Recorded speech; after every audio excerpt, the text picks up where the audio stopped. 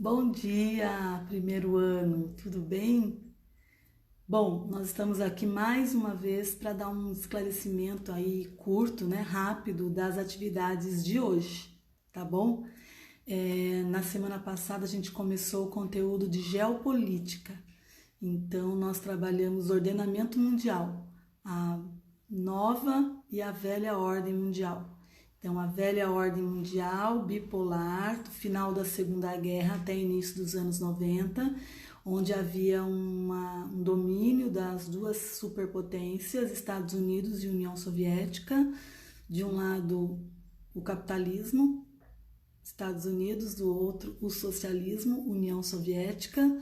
E nessa velha ordem mundial, o domínio, a hegemonia, o poder era de quem detinha, além de dinheiro, conhecimento, tecnologia, quem tinha exército, quem tinha força militar, a gente chama hegemonia militar.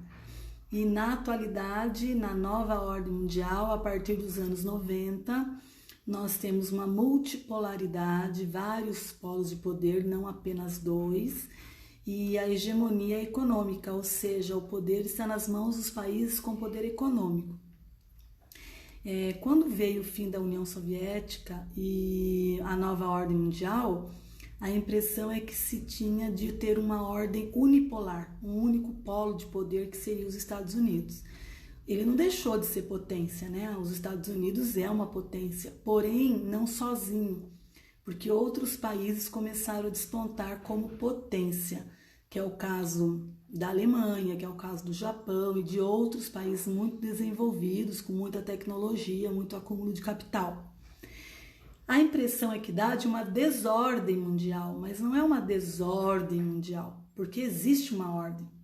Existe uma hierarquia entre os países, em especial os mais ricos e os mais pobres, né?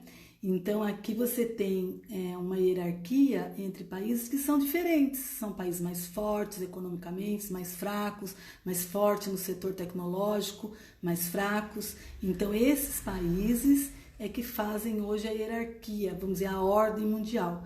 E nessa nova ordem mundial, as potências são países que, além de território, população, eles têm também poder econômico, têm poder militar, tem poder cultural, né, que chamam aí de soft power, são os países com muita influência cultural. Se você pega os Estados Unidos como exemplo, é um país que tem muita importância, muita influência cultural no resto do mundo, tá?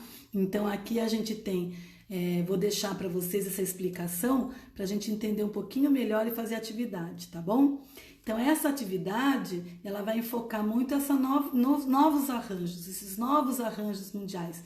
Exemplo, G20, que é um acordo entre países pobres, não são desenvolvidos, né? E desenvolvidos, então tem dos dois tipos. Os pobres, eles são industrializados. A diferença que eles têm em relação aos outros é que eles são países industrializados.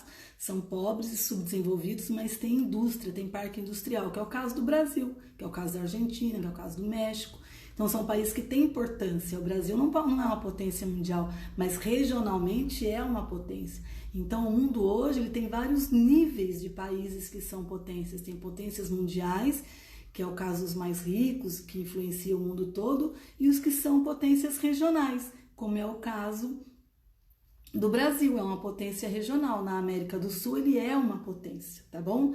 Mas a gente tem que entender que no mundo globalizado a gente tem mais outras características de ordem mundial. Por exemplo, maior intercâmbio entre os países tem no mundo globalizado, então a gente tem outras forças aí. Uma das forças no mundo hoje são as empresas transnacionais, que decidem onde vão produzir, quanto vão produzir, para quem vão produzir, quanto vai custar. São as empresas que decidem, não são os estados mais. Então, na nova ordem mundial, os estados nacionais perdem força para as empresas. Elas têm muito mais poder de decisão economicamente falando que os próprios governos dos países, né? Existe uma divisão do poder. Né? Não é mais o governo de um país que decide as coisas, ele não pode decidir coisas sozinhos e nenhum país pode tomar decisões sozinhas mais, porque acaba afetando o mundo todo. É global, né? Nós vivemos um mundo globalizado, Então, uma ação tomada num determinado ponto acaba afetando o mundo todo. Então, a gente não pode mais ter ações unilaterais que beneficiam um lado só, tem que ser multilateral, tá? Então, hoje, outras formas de poder a gente tem, né? Há uma divisão dos poderes e há outras influências, como, por exemplo, dos blocos econômicos, que são acordos entre países que se organizam para poder ter recursos maiores aí financeiros. E isso ganhou muita força. As ONGs ganharam muita força no mundo hoje, né? As empresas transnacionais. Então, a gente tem outros pontos de poder no mundo e não mais só grandes estados-nações como eram as superpotências no mundo bipolar. No mundo multipolar, na nova ordem mundial, outros arranjos econômicos são feitos, outros arranjos, acordos entre países são feitos e esses acordos têm poder de decisão. E isso é uma novidade nesse mundo atual, nesse mundo que nós estamos vivendo aí, do mundo globalizado, do mundo multipolar, da nova ordem mundial. Apesar de alguns autores escreverem desordem mundial, é porque a gente não tem mais aquele ordenamento capitalistas de um lado, socialistas de outro. Hoje nosso ordenamento é: porção norte do mundo predominam nações ricas e porção sul do mundo predominam nações pobres. Hoje nós temos aí um embate entre países ricos e países pobres, entre norte e sul, e não mais entre leste e oeste, capitalismo e socialismo. Tá bom? Se tiverem dúvidas, vejam aqui o vídeo, vejam o vídeo do professor Vicentini, que é muito bom. Pesquisem e façam as questões.